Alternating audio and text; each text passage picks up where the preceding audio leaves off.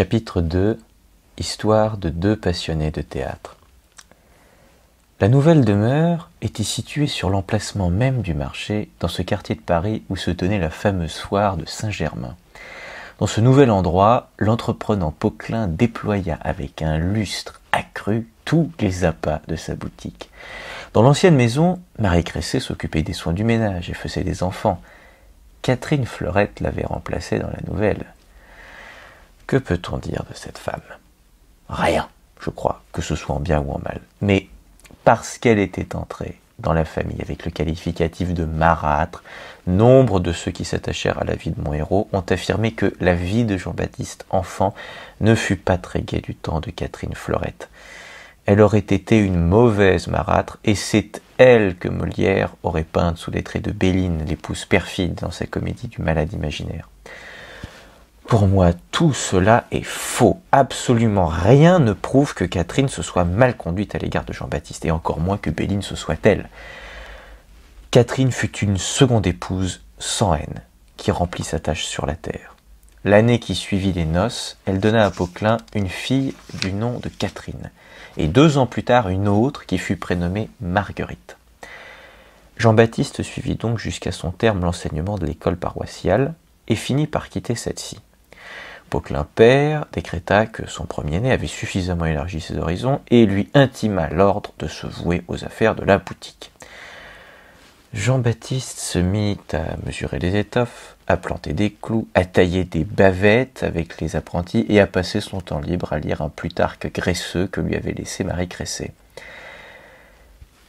Et voici qu'à la lumière de mes bougies paraît devant moi, dans la porte qui s'ouvre, vêtu d'un habit simple mais cossu, perruque sur la tête et canne à la main, un monsieur d'apparence bourgeoise, très vert pour son âge, aux yeux vifs et aux bonnes manières. Son prénom est Louis, son nom Cressay, il est le père de la défunte Marie, et donc le grand-père du jeune Jean.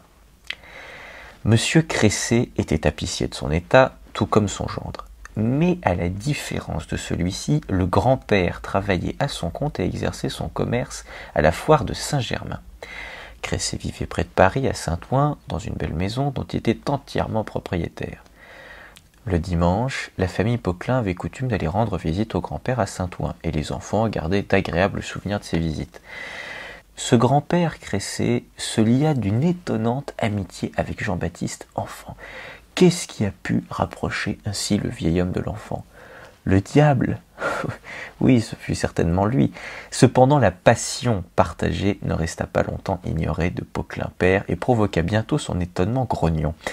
Il avait découvert que le grand-père et le petit-fils étaient tous deux fous de théâtre. Les soirs de liberté, quand le grand-père se trouvait à Paris, les 2 tapissiers, le vieux et le jeune, après s'être mis d'accord en échangeant des regards mystérieux, quittaient la maison. Il n'était pas difficile de suivre leurs traces. Ils se dirigeaient d'ordinaire vers l'angle de la rue Mauconseil et de la rue Française où, dans une salle basse et sombre de l'hôtel de Bourgogne, la troupe royale se produisait. L'honorable grand-père Cressay avait acquis de solides relations chez les doyens d'une société qu'unissait une communauté de buts religieux et commerciaux aussi bien. Cette société s'intitulait Confrérie de la Passion et avait le privilège de présenter les mystères à Paris. C'est la confrérie qui avait construit l'hôtel de Bourgogne, mais à l'époque où Jean-Baptiste était enfant, on ne jouait plus de mystères et l'hôtel était loué à diverses troupes. Donc, le grand-père Cressay allait voir un doyen de la confrérie et l'honorable tapissier et son petit-fils bénéficiaient de places gratuites dans l'une des loges disponibles. Au théâtre de l'hôtel de Bourgogne, dont la vedette était alors le très célèbre acteur Belle-Rose, on donnait des tragédies, des tragicomédies, des pastorales et des farces, et le dramaturge le plus en vue était Jean de Rotrou, grand admirateur des modèles de la dramaturgie espagnole. Le jeu de Belle-Rose ravissait de plaisir le grand-père Cressay et son petit-fils applaudissaient avec lui. Mais Jean-Baptiste s'intéressait moins aux tragédies dans lesquelles Belle-Rose se produisait qu'aux farces de l'hôtel de Bourgogne. Farces grossières et légères, pour la plupart empruntées aux Italiens et qui avaient trouvé à Paris de splendides exécutants capables de jongler librement dans leur rôle comique avec le texte de l'actualité. Oui, le grand-père Cressé avait montré à Poquelin fils, aux grandes dames de Poquelin père, le chemin de l'hôtel de Bourgogne. Et là, d'abord avec son grand-père quand il était encore enfant, puis plus tard avec des camarades quand il fut un jeune homme, Jean-Baptiste put voir des choses extraordinaires. Le fameux Gros Guillaume qui jouait dans les farces éblouissait Jean-Baptiste par son béret rouge à fond plat et sa veste blanche qui contenait un ventre monstrueux. Une autre célébrité, le bouffon Gaultier Garguille, vêtu d'une camisole noire aux manches rouges, armé d'énormes lunettes et un bâton à la main, déchaînait non moins que Gros Guillaume l'enthousiasme du public de l'hôtel. Jean-Baptiste était aussi fasciné par Turlupin, dont la verve inventive était intarissable, et par Alison, qui jouait les rôles de vieilles femmes ridicules. En l'espace de quelques années, défilèrent devant les yeux de Jean-Baptiste, tournoyant comme sur un manège, visages enfarinés et peinturlurés, ou couverts par des masques, les docteurs pédants, les vieillards avares, les capitaines vantards et poltrons. Devant un public octant de rire, les épouses frivoles bafouaient leurs lourdeaux de mari grognons et les commères maquerelles des farces cactées comme des pies, malins et légers comme des plumes, valets et servantes menés par le bout du nez, les vieillards corgibus donnaient du bâton aux vieux grigous et les fourraient dans des sacs, et les murs de l'hôtel de Bourgogne tremblaient sous les éclats de rire des Français. Quand ils eurent vu tout ce que l'on pouvait voir à l'hôtel de Bourgogne, les tapissiers, dévorés par leur passion, transportèrent leurs pénates dans un autre théâtre, le théâtre du Marais. Là régnait la tragédie, où se distinguait le célèbre acteur Mondori et la grande comédie. Les meilleures œuvres du genre étaient fournies au théâtre par Pierre Corneille, le fameux dramaturge de l'époque. On peut dire que le petit-fils de Louis Cressé plongea dans divers bains. Le Bel et Rose de l'hôtel de Bourgogne, pareil comme un dindon, était sucré et tendre. Il faisait rouler ses yeux, puis les dirigeait vers des lointains mystérieux, balançait son chapeau avec grâce et disait ses monologues d'une voix pleurnicharde, de sorte que l'on ne savait jamais s'il parlait ou s'il chantait. Tandis que là, au Marais, Mondori ébranlait la salle d'une voix de tonnerre et mourait en râlant dans la tragédie. L'enfant regagnait la maison paternelle avec un éclat fiévreux dans les yeux et rêvait la nuit des bouffons Alison, Jacquemin Jadot, Philippin et du fameux Jodelet au visage blanchi. Hélas, l'hôtel de Bourgogne et le Marais ne pouvaient à eux seuls combler tous les désirs de ceux qui souffraient d'une passion inguérissable pour le théâtre. Au Pont-Neuf et dans l'arrondissement des Halles, c'était le royaume du commerce. Là, Paris engraissait, embellissait et se répandait de partout. À l'intérieur des boutiques, devant les boutiques, une telle vie bouillonnait que les oreilles tintaient, la vue se brouillait, et à l'endroit où la foire Saint-Germain déployait ses tentes, c'était la confusion la plus totale, le brouhaha, le fracas et la gadoue, la gadoue. Mon Dieu, disait un jour le poète infirme Scarron à propos de cette foire, que de merde peuvent se répandre de ces culs qui ne connaissent pas les caleçons. Toute la journée, ils vont, ils marchent, ils se bousculent, les petits bourgeoises et leurs mignonnes petites femmes. Dans les boutiques des barbiers, on rase, on savonne, on arrache les dents.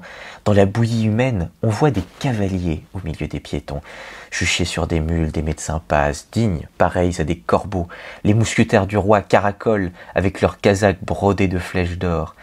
Mange, bois, achète et vend, capitale du monde, pousse et croît. Et vous, les culs qui ne connaissez pas les caleçons, venez ici, venez au Pont-Neuf. Regardez les tréteaux qui se montent, les estrades que l'on entoure de tentures. Et là, qui est-ce qui piaille quand un mirliton? Ah, c'est le crieur du spectacle. Ne gîtez plus, mes seigneurs, le spectacle doit commencer. Ne ratez pas cette occasion unique, c'est ici, et ici seulement que vous verrez les fameuses marionnettes de Monsieur Briochet. Venez les voir danser, suspendues à leur fil. Venez voir Fagotin, l'extraordinaire singe savant. Les baraques du Pont-Neuf accueillaient des médecins ambulants, des arracheurs de dents, des charlatans apothicaires qui vendaient aux gens des panacées qui guérissaient de tous les maux.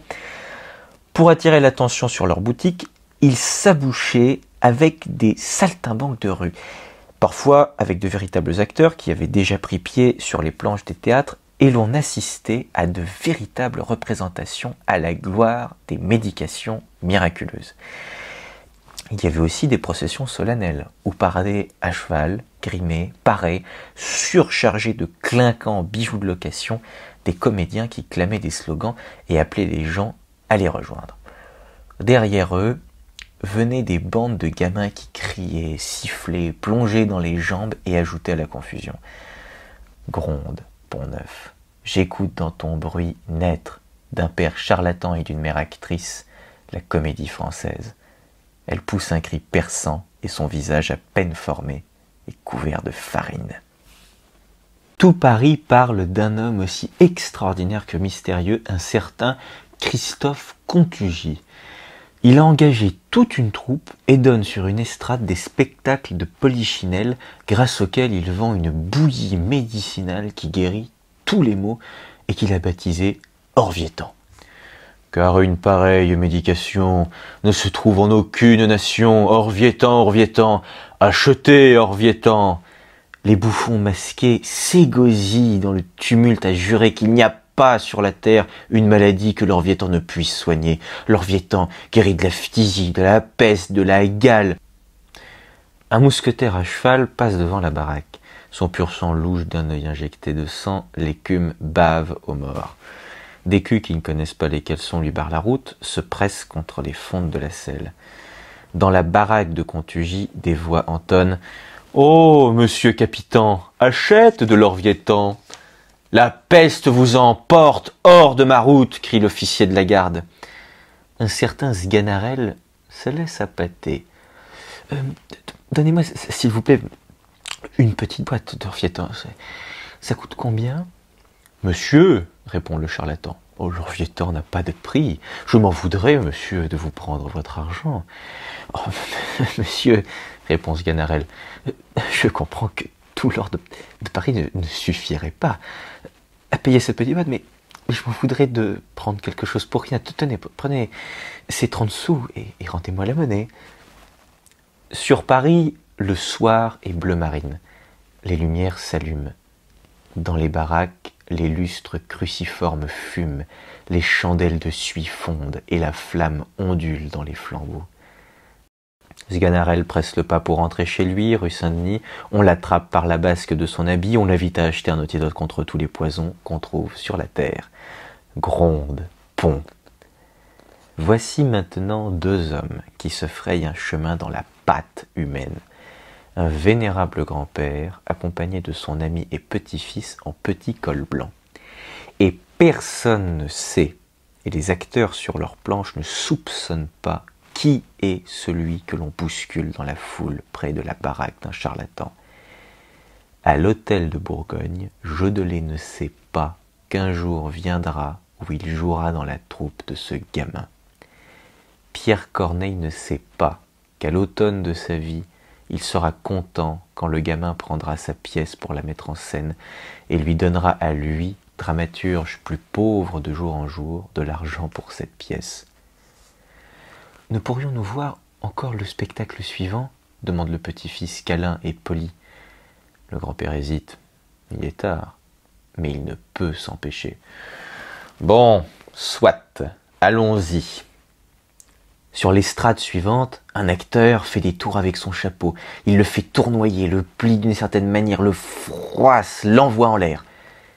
Le pont est maintenant illuminé. Dans la ville, les lanternes voguent entre les mains des passants et les oreilles résonnent encore d'un cri strident « Orvietan !» Il est très possible que ce soir, dans la rue Saint-Denis, se joue le final d'une des futures comédies de Molière.